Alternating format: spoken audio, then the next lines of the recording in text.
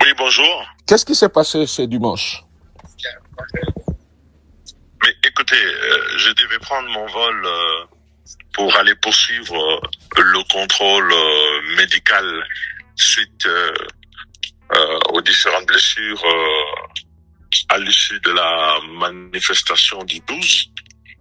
Et je me suis vu retirer mon passeport et un refus d'embarquer par la DGM. Et quelle Donc, est, voilà. et quelle est la raison? Comment ça se passe? Et quelle est la raison qui a été avancée? Il communique aucune raison. On n'a pas la liberté d'aller venir. Ils me disent que nous devons nous présenter à la Cour de cassation. Ah. Pour quel motif? Je n'ai jamais été notifié de quoi que ce soit. Ils me disent qu'on doit se présenter à la Cour de cassation. C'est-à-dire qu'il y a une action judiciaire ouverte contre vous devant la justice. Les voies d'action judiciaire sont connues. Elles sont exercées conformément au droit. À cette étape, je ne suis au courant d'aucune action en dehors de cette rétention du passeport pour me priver de la possibilité de voyager et de recevoir des soins un peu plus appropriés suite aux différentes blessures que j'ai reçues. Et voilà. Et que comptez-vous faire maintenant, Délice Sanga? Faire valoir mes droits. Nous sommes dans un cas d'arbitraire flagrant. On ne doit pas tenir le passeport d'un citoyen si il ne lui est rien reproché. Et l'État rien ne m'est reproché, donc c'est une voie de fait exercée contre ma liberté d'aller venir. Mais là, vous savez, nous nous battons pour l'état de droit dans ce pays. Et ce qui nous arrive à des millions de Congolais chaque jour. Et c'est cet état d'arbitraire contre lequel nous nous battons et contre lequel nous nous insurgeons.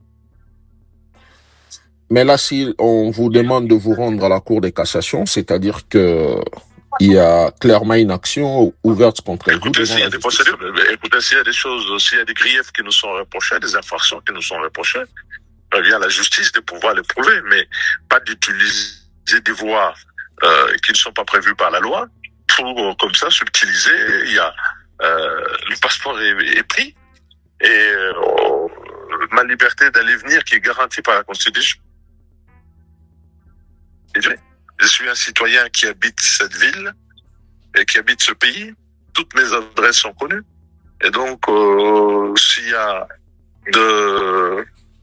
des griefs que la Cour de cassation ou quelconque juridiction, autorité judiciaire, elle sait comment pouvoir m'atteindre et me les adresser.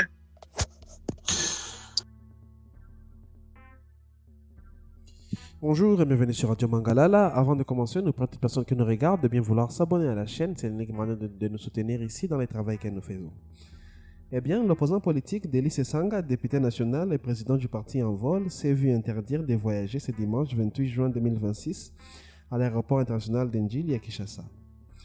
Les services de la Direction générale des migrations ont retenu son passeport, l'empêchant d'embarquer pour l'Europe où il devait poursuivre un suivi médical. L'incident intervient dans un contexte de tension persistante entre les pouvoirs et une partie de l'opposition. Selon les témoignages de M. Sesanga, recueillis par le journaliste Tanis Boudjekera, les agents de la DGM lui ont indiqué qu'il devait se présenter devant la Cour de cassation sans lui fournir des notifications officielles ni des motifs précis. On m'a retiré mon passeport et on m'a refusé l'embarquement. Je n'ai jamais été notifié de quoi que ce soit, a-t-il déclaré. L'opposant, qui affirme avoir subi une dizaine de blessures graves lors d'une manifestation de l'opposition le 12 juin au bord du Palais du Peuple, dénonce une voie de fait et une atteinte à sa liberté de circulation garantie par la Constitution. Délice Sanga, avocat de formation et député élu des territoires de Louisa depuis 2006, est une figure active de l'opposition. Président du parti En Vol, il fait partie de la coalition C64 et s'est illustré et s'est illustré ces derniers mois par ses prises de position contre d'éventuelles modifications constitutionnelles et sur les questions sécuritaires à l'est du pays. Il devait se rendre en Europe pour des soins liés aux séquelles de la répression du sit-in du 12 juin. Dans cette déclaration, il a insisté sur le caractère arbitraire des mesures. Toutes mes adresses sont connues, la Cour de cassation ou toute autorité judiciaire sait comment m'atteindre. Il n'a par ailleurs relativisé son cas et les ralliant à la situation de nombreux Congolais confrontés, selon lui, à l'arbitraire des institutions. Une source judiciaire citée par l'agence congolaise de presse a indiqué qu'une enquête est en cours visant Denis Esanga. Selon cette version, la mesure conservatoire prise par la DGM, à savoir la rétention du passeport et l'interdiction des sorties, vise à garantir le bon déroulement de la procédure conformément à la législation en vigueur. Aucune charge précise n'a été retenue publique à ce stade.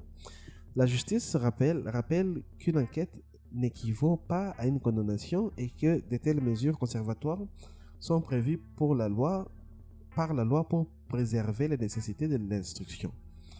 Jean-Marc Kaboun, président de l'Alliance pour le changement et membre de la coalition C64, a vivement réagi. Dans une déclaration publiée sur son compte X, il qualifie l'incident de grave violation des droits fondamentaux, en particulier au regard des besoins médicaux de Denis Esanga suite à des blessures par balle lors de la répression du sit-in.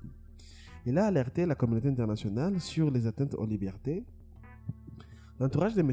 Esanga voit dans cette affaire une nouvelle illustration d'une politique d'intimidation et de musellement de l'opposition. Le pouvoir n'a pas encore communiqué officiellement sur ce dossier. Cet événement s'inscrit dans un climat politique tendu en RDC, marqué par les débats autour du respect de la Constitution de 2006, les préparatifs en vue de l'échéance de 2028 et les critiques récurrentes de l'opposition sur la gestion de la sécurité et des libertés publiques. Denis Esanga, ancien ministre du Plan sous le gouvernement de transition et fils du sénateur Patrice Aimé Esanga, est connu pour ses positions fermes en faveur de l'état de droit. Les autorités n'ont pas encore détaillé les motifs de l'enquête en cours. De son côté, Denis Esanga a annoncé son intention de faire valoir ses droits par la voie légale. Cette affaire soulève des questions sur l'équilibre entre l'impératif judiciaire et le respect des libertés fondamentales, notamment la liberté de circulation et les droits aux soins médicaux. Le développement judiciaire ultérieur